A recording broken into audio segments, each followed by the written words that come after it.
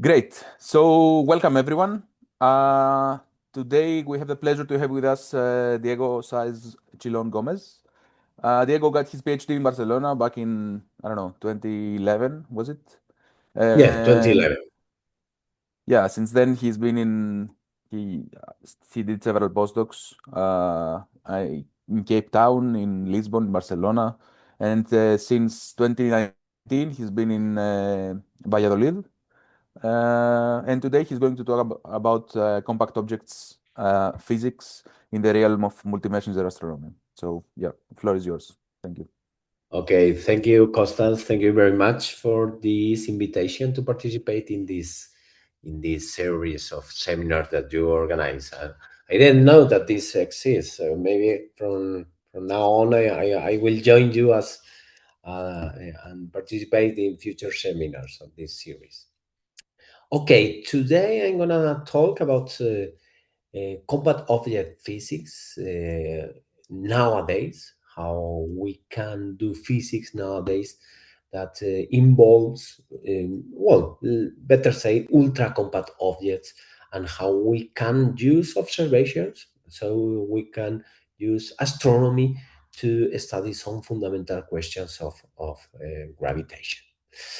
So the main motivation of this work is to compare black holes in general relativity, that as we all know, black holes in general relativity are characterized by the existence of what we called this hypersurface called even horizon, that's globally describes the causal structure of a space-time, making let's say a division of the causal structure of the space-time, and what is more important, the existence and the appearance of a singularity. All black hole solutions in general relativity are known to have a singularity. And the most well-known and easiest solution is the Schwarzschild metric, that is spherically symmetric and static. But all of them are characterized mainly to have a singularity that naturally arises when one has a critical gravitational collapse of a star, for example.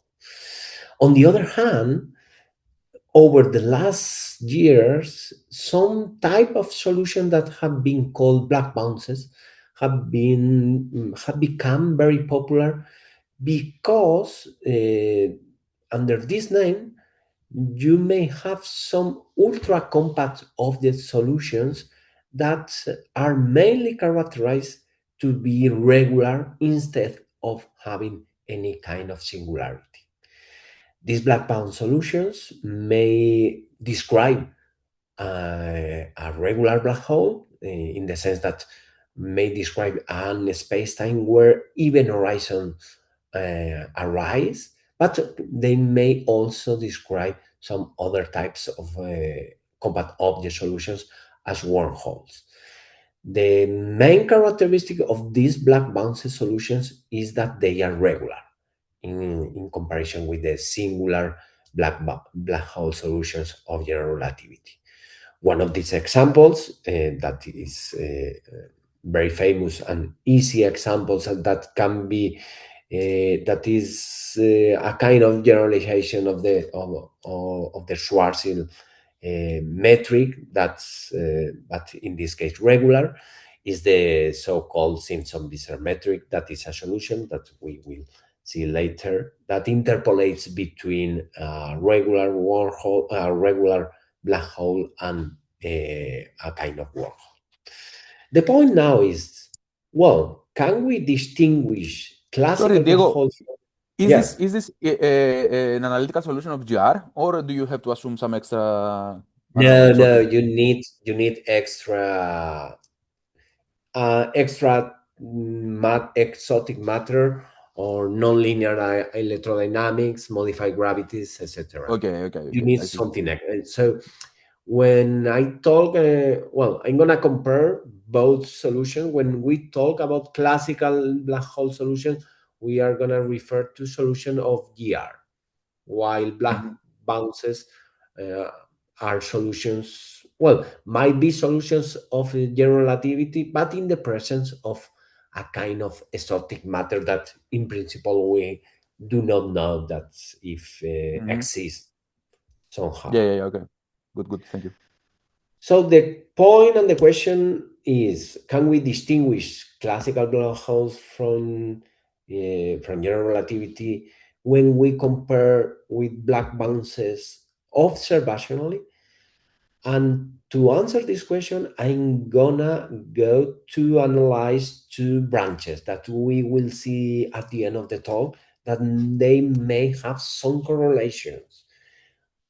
By one side are going to be the optical appearance of black holes or black bounces. And on the other hand will be the quasi-normal modes spectrum of these different objects. And the question will be, can we distinguish these solutions by analyzing these two observational effects? We will see. Let me start with the optical appearance of ultracompact objects. And for this part, I always like to start with this amazing picture by Luminet, because this was the first simulation of how a black hole image, a black hole would look like for a faraway observer if we were able to reconstruct the to if we were able to reconstruct the image of a black hole. This was performed by Luminet in almost no more than 40 years ago, and it's interesting because, as I will show later, in order to study how a black hole would look like for a faraway observer, one has to study and to calculate the trajectories of photons around the black hole. Is what Luminet did, but he did by hand. Now we do with the computers.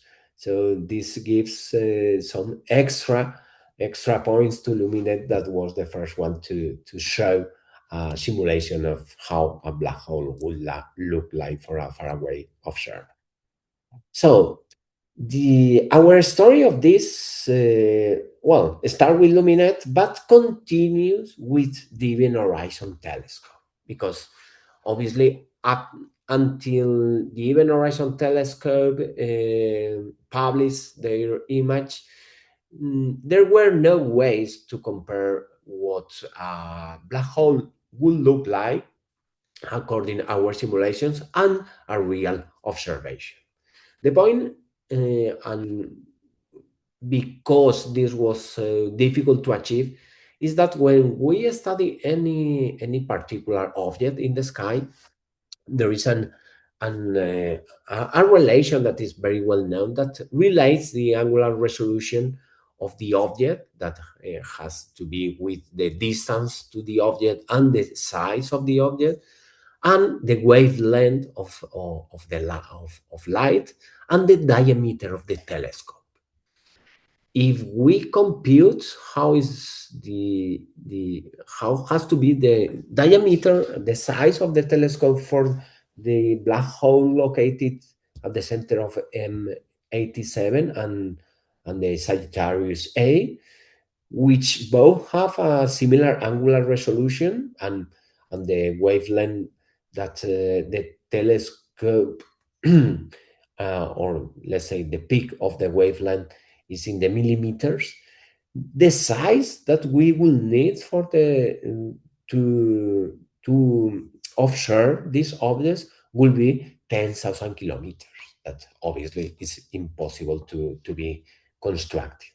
However, this was possible to simulate as a telescope of such size just by having 8 telescopes operating at the same time towards the same target.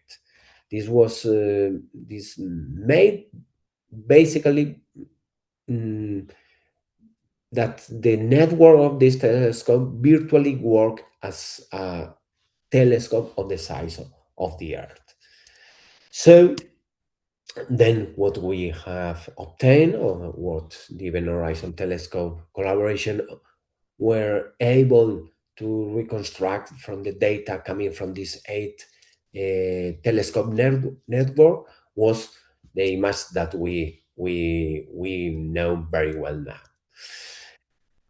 We can see here in the size and the comparison of the size of these two images, with the M87 black hole much greater than the Sagittarius A. That's the reason why the angular resolution of both are more or less the same, but the distance obviously to M87 is much farther.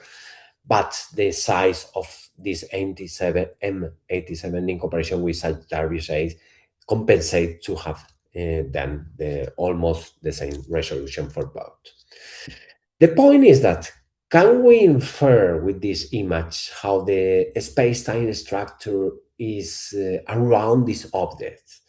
And after that question, can we then ensure whether the M87 and Sagittarius A are actually black holes? The point is that photons reaching a faraway observer are coming from a region of the space-time, the region nearby this object, that has a very high curvature of the space-time, what induce a very high deflection on the photon trajectories, as we will see. So the first thing that we had to do then, in order to infer how the space-time structure around these objects is to study how the deflection of light around in any space-time is computed. To do so, we are going to do in the simplest case, that is in an spherical symmetric metric. If we have a general spherical symmetric metric, as the one shown here, we are going to have that any trajectory, any photon trajectory, are going to be characterized by two magnitudes that are conserved. One is the energy associated to the trajectory, and one is the angular momentum.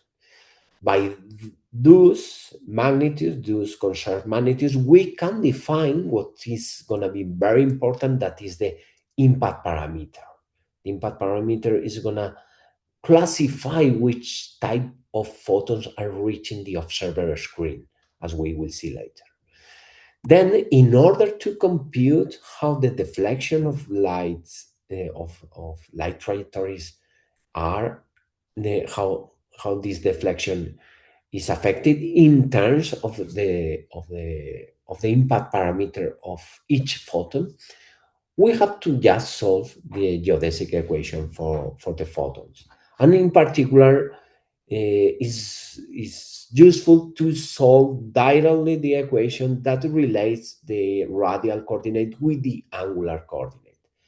By that, we have that any photon coming from a faraway source that then crosses on the way to the Earth a high mass object, as it might be our sun, will suffer some deflection before reaching the Earth. This deflection can be easily computed just by integrating the trajectory of the photon coming from behind our sun.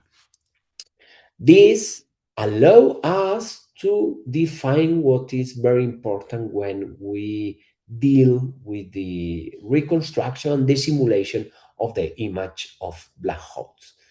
The point is that for compact enough objects, not only black holes, but also the black bounces that we are going to show here, we have that there exists a circular orbit for photons that in general is going to be unstable. Such a circular orbit for photons is going to define what we on most of the papers call shadow. The shadow is a concept that, depending on the papers, is defined in different ways. But I think the definition by Parlake, who is a professor working in Bremen and specialized in this, and one of the first people working on this topic of the lensing and deflection of photons around black holes.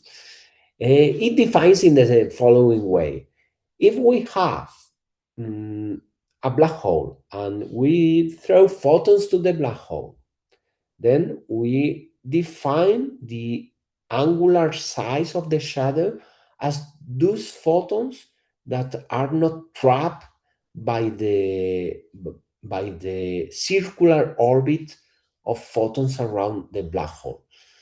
What does it mean? This that there is a value, if because, as we will see later, the way of studying how the trajectories of photons coming from nearby, from the neighborhood of a black hole, the way of studying this is to do the opposite calculation, in the sense that instead of starting where the photon is emitted, usually in an accretion disk, we start with the photon at the observer position, and then we compute the trajectory back to the black hole, and then we will see later, we find where the photon was emitted. Then here we can see here that if we throw photons to a black hole, then there will be a trajectory, let's call a critical trajectory or a critical impact parameter, such that a photon throw to the wormhole will be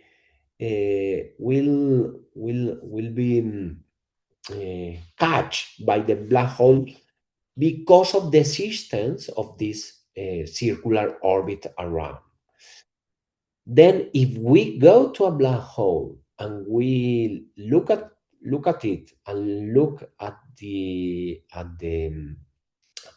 stars that are behind the black hole, then there will be a critical orbit that will be the last one that will reach the observer, because the ones below that trajectory will be captured by the black hole, and will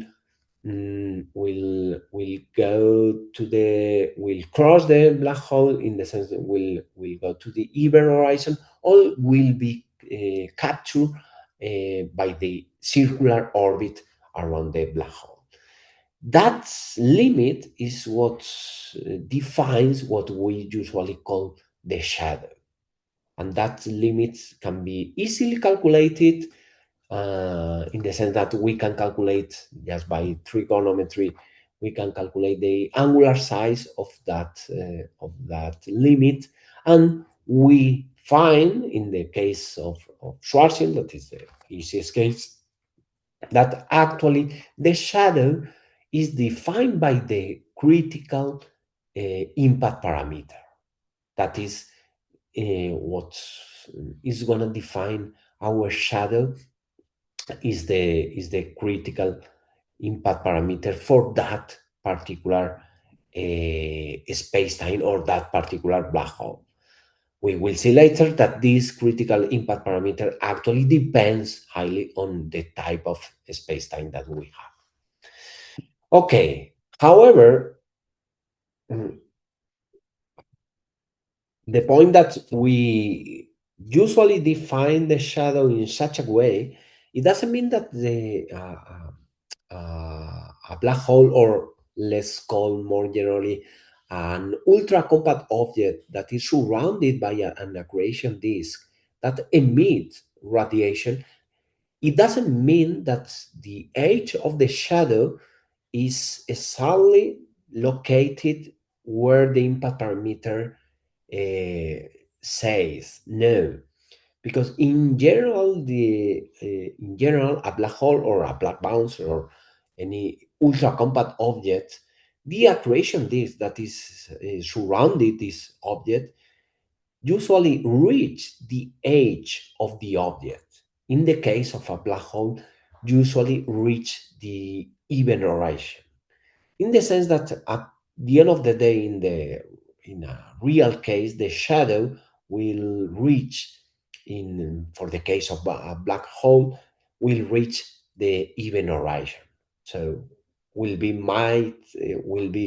much below the shadow that is described by the critical impact parameter.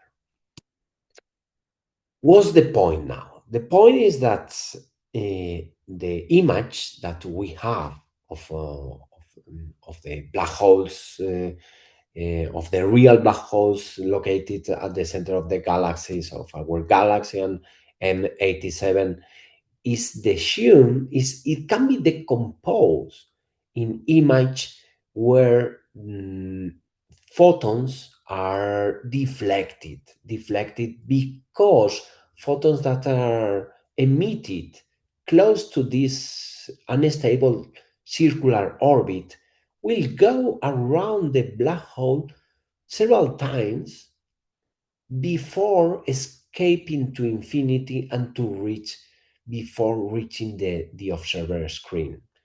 This makes an effect that increase slightly the brightness of the luminosity of the black hole, or better say, the luminosity around the black hole.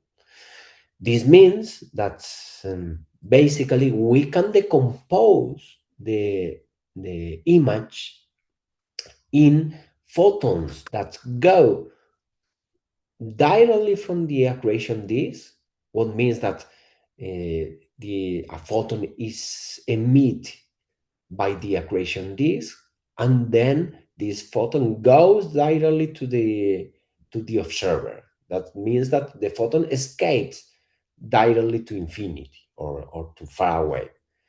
Then we can have photons that will be slightly deflected. That is what usually are called the lens photons, that are usually labeled by this n equal 1. What means, as I will show later when I show the trajectories, photons that are emitted by the accretion disk, but goes a bit around the black hole before escaping to infinity. Then the next will be photons that go around the black hole, that cross the accretion or cross the equatorial plane at least twice before escaping to infinity. The sum of all of this makes that in some areas of the image will be an additional brightness. An additional brightness that is not the result of the accretion disk, but is a direct effect of the space-time. As we are gonna see here in this video that has some music, we have that our final image that we collect in our screen is the combination of photons that come directly from the accretion disk and photons that are slightly deflected by the space-time curvature, and photons that goes around several times around the black hole several times before reaching the observer screen. The point is that at the end of the day, the contributions of each of these emissions, of these different emissions, are very, very different, in the sense that the main contribution are photons that are coming directly from the accretion disk. And in order to infer any property of the space-time structure, we need to decompose the image at least to the first order, in the sense that we need to decompose the image to separate photons that are coming directly from the accretion disk than photons that are slightly deflected. I have to say that nowadays this is not possible with the Event Horizon Telescope. The next generation of Event Horizon Telescope is supposed to be capable of making this decomposition. In any case, in the meantime, we can play with this and see whether different space-times can give different image, can give different image in the screen of the observer. And to do so, I'm gonna show how image differ when we consider a black bounce like the one of Simpson-Visser spacetime. The point is that the Simpson-Visser spacetime is an spacetime that interpolates between a regular black hole and a transversal wormhole, being the Schwarzschild black hole as a particular case when the parameter A that makes the difference between between the nature of the object goes to zero, then we recover the Schwarzschild black hole. In order to simulate and to reconstruct the image that a faraway observer will have, what we have to do is to compute the photon trajectories. The photon trajectories are going to be characterized by the impact parameter that each photon is going to have. Each photon reaching the observer screen will have a particular impact parameter, and the potential, the effective potential that enters in the equation of motion of the photons. As we see here, this effective potential for the Schwarzschild case is the dashed line, the dashed black line, and the other ones are for a regular black hole or a transversal wormhole. The maximums of these potentials are the points where is located, where the circular orbit, the circular unstable orbit for photons is located. So what one has to do then is to apply this technique that is called ray tracing. The ray tracing basically starts with a photon far away. That is, we do the opposite way, in the sense that we start in the observer instead of starting where the photon is emitted, because at the end of the day, we do not care about every photon emitted by the accretion disk, but we do care of the photons that reach the observer screen, only those.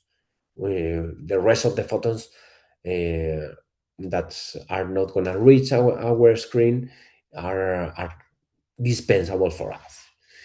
So what we do here, we do for the three cases, for the Schwarzschild black hole, the regular black hole, and the wormhole.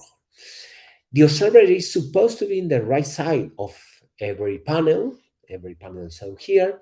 And what we see here is that we throw photons from the right side of the panels, and see how, depending on the impact parameter, we are going to have a larger or a smaller deflection when the photons approach the central object. As we see, the green lines, the green trajectories, are those that just cross the equatorial plane. That is where we are going to locate the accretion disk. Just cross the equatorial plane once. That we are going to say that are the direct photons, in the sense that they cross the equatorial plane, coming from infinity and goes again to infinity. The orange ones here are those photons that cross the equatorial plane and cross it again. So they go around the object, the central object, at least a half turn. And then we have the it's very, very small, as actually you cannot infer in this image.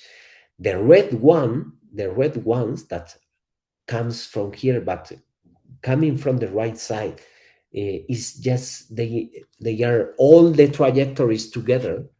They go around, at least they make a turn around complete at least once, and are those photons that usually are classified as the photon as the photons coming from the photon sphere, from close to this circular photon orbit. The point is that if we take then in our screen, as we will see, a photon with a particular impact parameter, we see that for those photons closer to the circular orbit that goes around and cross the equatorial plane, so the accretion is at least twice, we have that for the same impact parameter, we have that the photon may come directly from the accretion disk or may come from the other side of the accretion disk and turn around. This is the reason why there is a slightly increase of the luminosity in that area.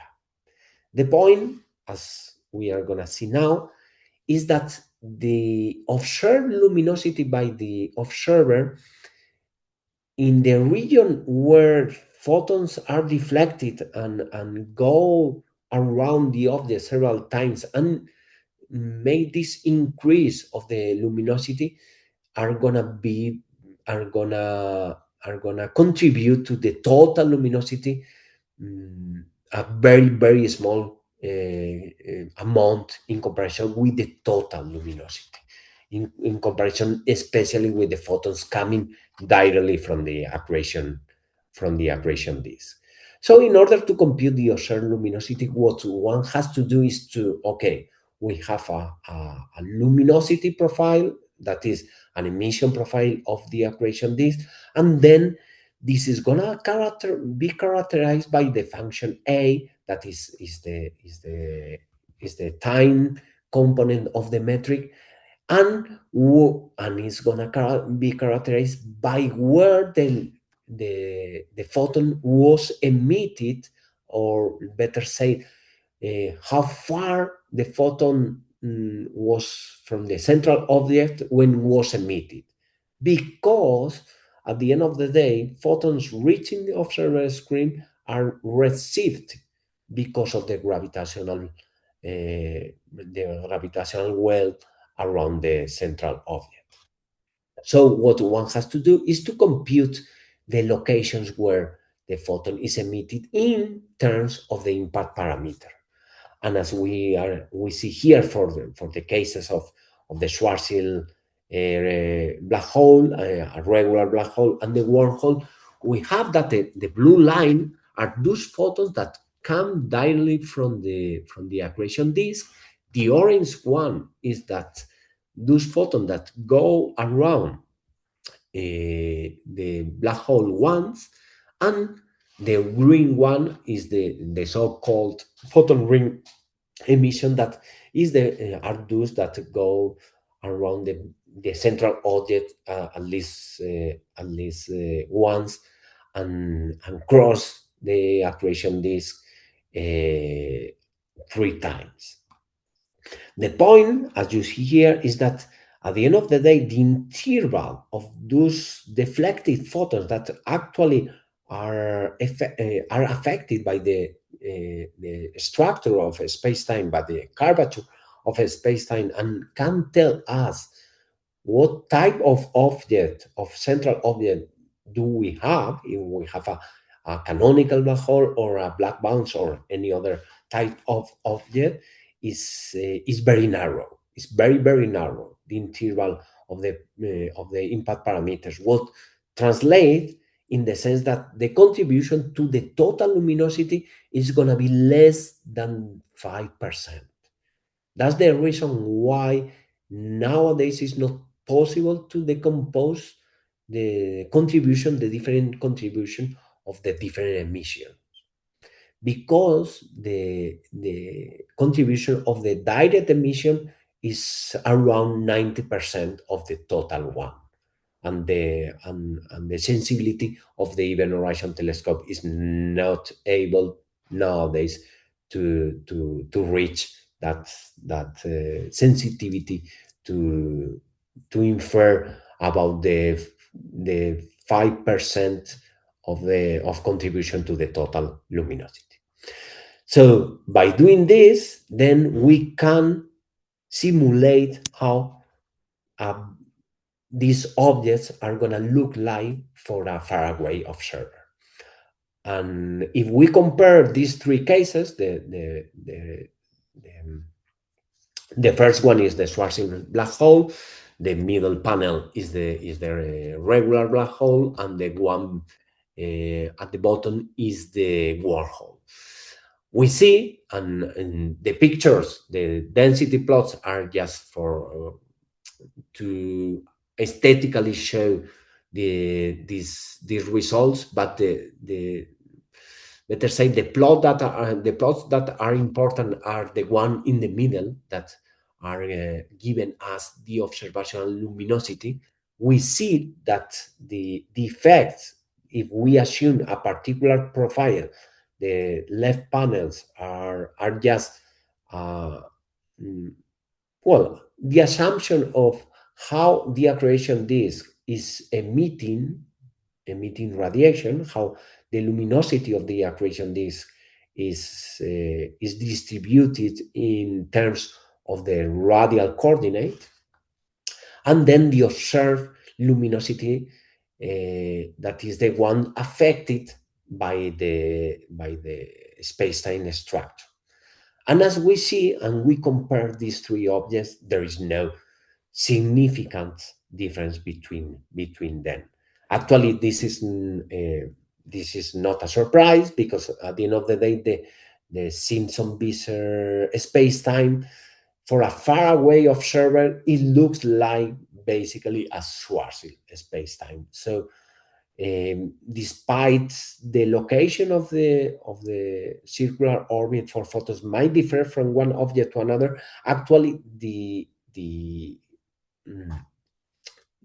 observed image, the observed optical appearance of the central object is not going to have significant difference between the different space times or the different objects that the Simpson-Visser metric interpolates.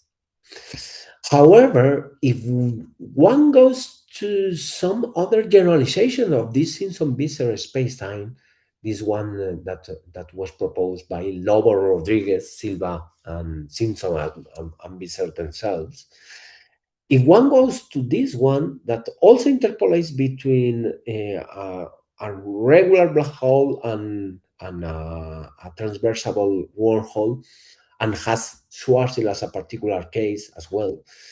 In this case, we have that the effective potential for the motion of photons may have, in the case of the wormhole, may have two photon spheres. What means that it may have two locations for unstable circular orbit of photons. What also means that there will have an stable circular orbit for photons. That, as we are going to see, changes completely the optical appearance of the object in comparison with the canonical Schwarzschild black hole. To do so, what we do again is to compute the trajectories of the photons.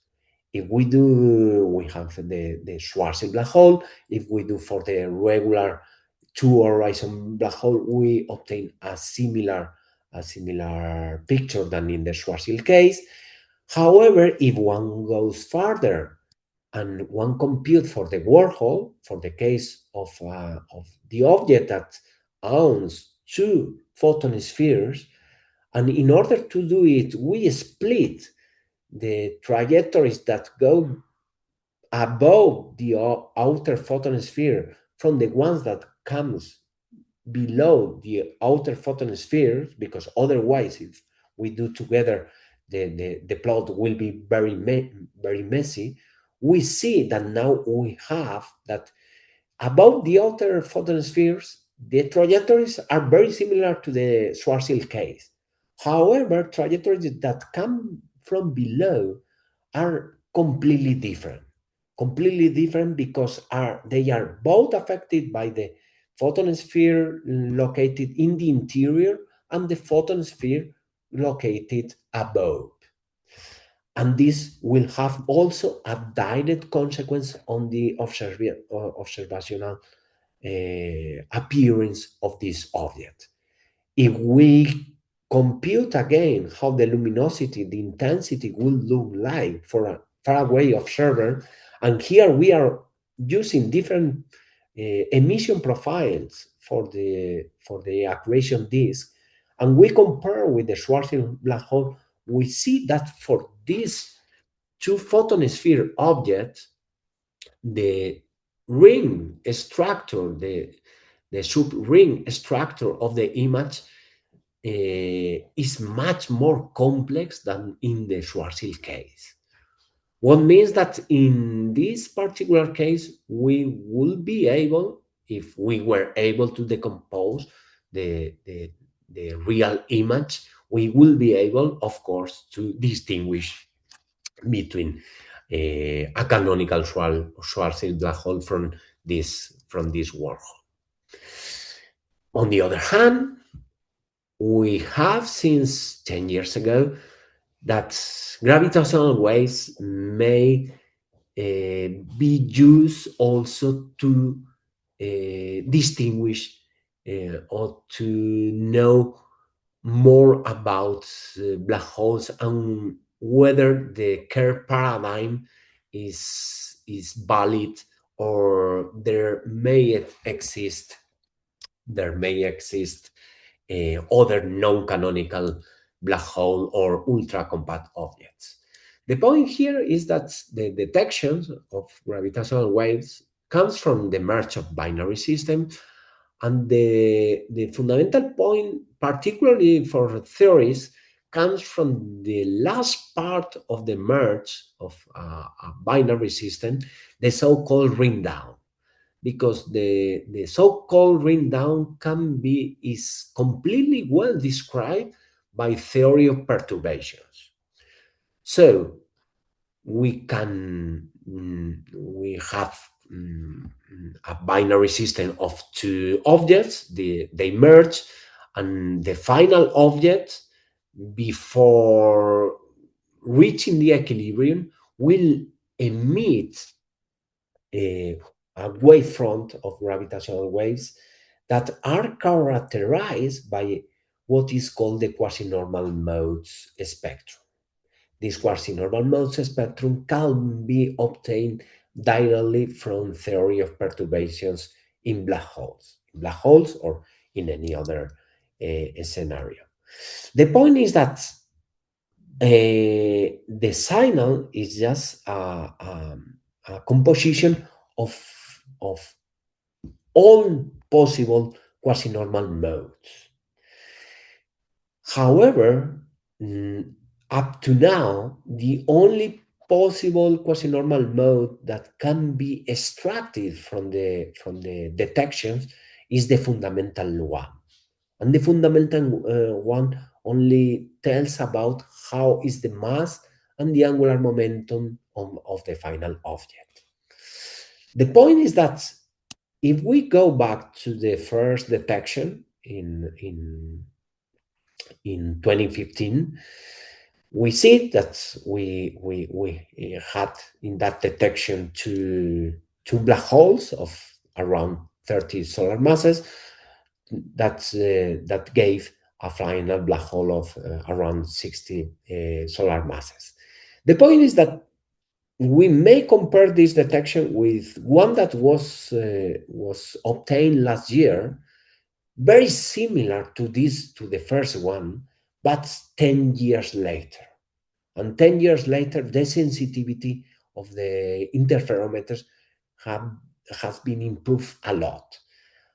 In this one, from 1 year ago, we had a very similar merge with also two black holes of around 30 solar masses that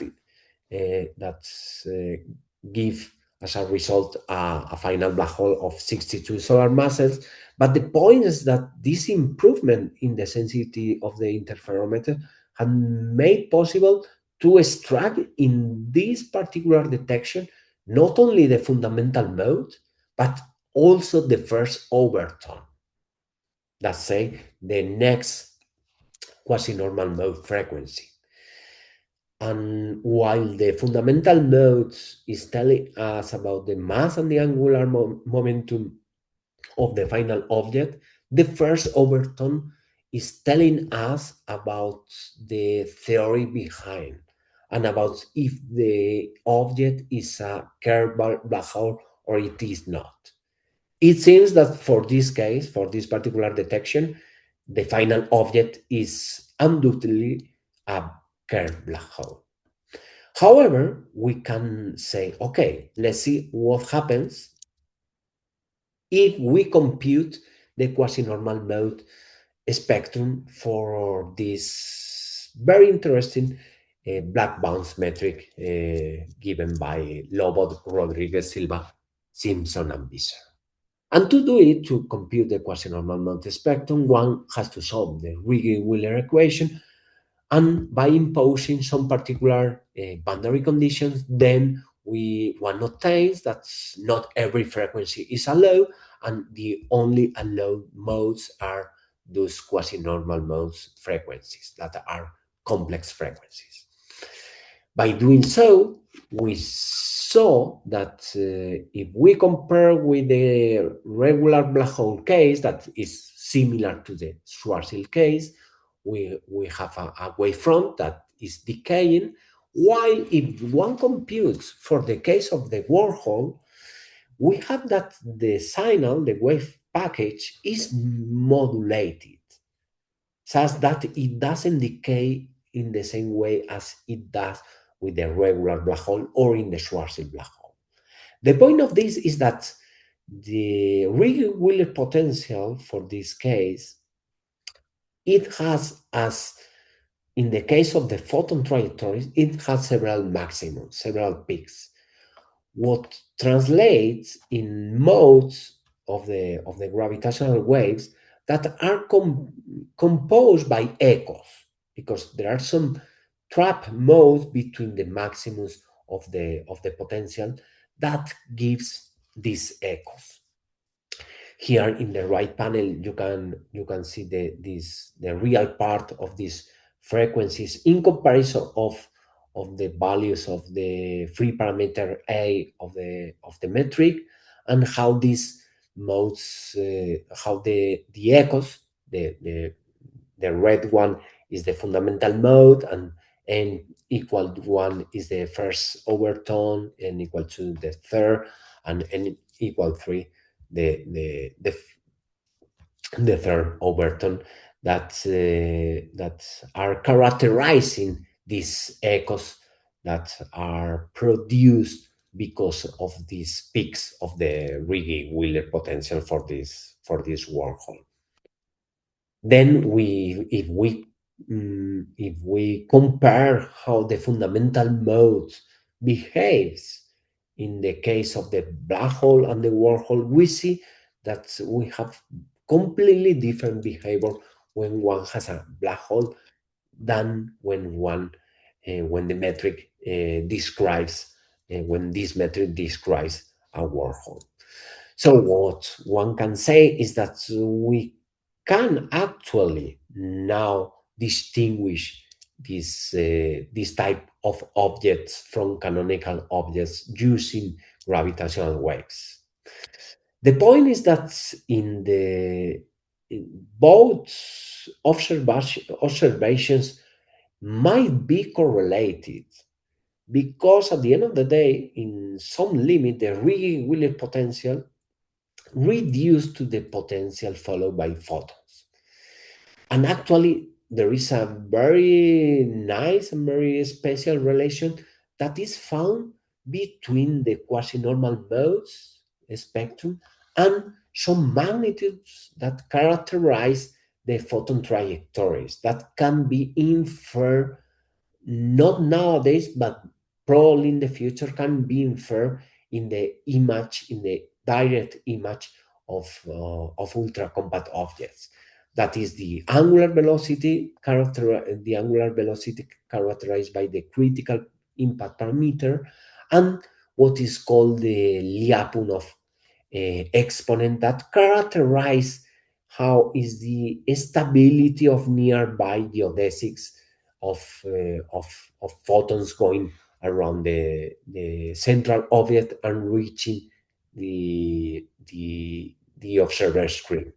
This opened a completely new door that will be the basis, might be basis of multi-messenger measurements that will be able to combine different sources of data, independent in principle between them, to infer whether we may have objects beyond the canonical black holes of general relativity.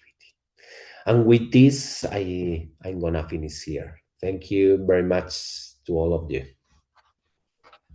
Thank you very much, Diego, for the nice talk. Are there questions from the audience? Yeah, Yuda. Yeah, thank you very much for this interesting talk. Could I just clarify once more for myself? So you have a wormhole, and that wormhole does have a light ring. So it's an ultracompact object, and still you don't observe this kind of ring down, because I always thought that the ring down is associated with the presence of the light ring. I imagined what you show would be something that occurs for a ring that does not have a light ring. So this is very surprising to me. Sorry, I didn't. I couldn't hear you very well. Could you repeat it? Yes. Yes, to show surprised me very much, because my previous imagination or understand is that when you have a wormhole without a light ring, then the ring down would be very different from a black hole, so that it would be the light ring which is important. But now your results show this isn't true, but you can have a light ring and still don't get this ring down as for a black hole. Is this correct? Yeah. Essentially, yeah. Actually, at the end of the day, in the ring down is just described by perturbing the space-time metric that you may have. You may have black hole, but you may have any other object. It doesn't matter. At the end of the day, you are computing tensorial perturbations that are going to be characterized by this quasi-normal modes spectrum. Independently whether you have, actually the Ricci-Wheeler equation is computed by a general spherical symmetric space-time. You can insert there whatever you want. Yeah, I know. I just thought, for instance, you have this icon where the ring down kind of is very much related to the light ring, and so I that no matter what you have, or a black hole, if it has a light ring, it would have some similar ring down properties. Yeah, yeah. So this is not true. That's what you show. This is not true. What? Sorry. That's what you showed. Yeah, you showed that the ring down is different. The ring down is different. Yeah. The spectrum is different. Yeah, this but you didn't really have a ring down. Yeah. May I comment a bit on this? Yes. Yeah, so I think so this wormhole geometry does have a light ring, but actually it has more than one light ring. It has, I think there are Has two multiple, it has multiple Yeah. peaks. So you have echoes, and if you go to frequency domain, you get completely different spectrum. Oh, thank you. So it's the multiple light rings that make the difference. Oh, okay. So that explains it, because that was kind of strange to me. So maybe I can continue. Are you planning to look at this kind of correlation also for the rotating case? It might be, yeah, of course. Thank you. Good. May I ask one question? Sure. Thank you, Diego. So when you talk about this Ritchie-Wheeler equation in this non-canonical black holes or wormholes, so did you perturb the Einstein equation with matter fields? Okay. Yes, but you might consider, the point is that obviously in this case, in order to have this solution, you need some, this is not a vacuum solution of general relativity, obviously. Right. So you need to include some kind of energy momentum tensor. Depending on what type of energy momentum tensor you use, you may have perturbations here as well from the energy momentum part, let's say. Yeah. The easiest way is just to consider the energy momentum tensor as a zero order, and to avoid any perturbation in such site, at least for the axial perturbations. Oh, okay. Now I got it. Well, but even if you, I guess it couples to whatever. Let me think about this. It depends, because, for instance, if you, and this is a paper by Liberati did this with, not with this metric, but with the Simpson Wizard, that is very similar. He did for including a non-linear electrodynamics, and actually he showed that you cannot avoid perturbations from the non-linear electrodynamic side. You have to Because include them. I guess the nonlinear part couples. At least with the square root of minus g. So when you perturb, you will have even at zeroth order, you will have contributions from the However, to a first approximation, or for a first step, better say, this approximation of considering just perturbations in vacuum is not a bad approximation. It tells us more or less where the spectrum is going to go. Yeah, got it. Thank you. Good. Any other questions?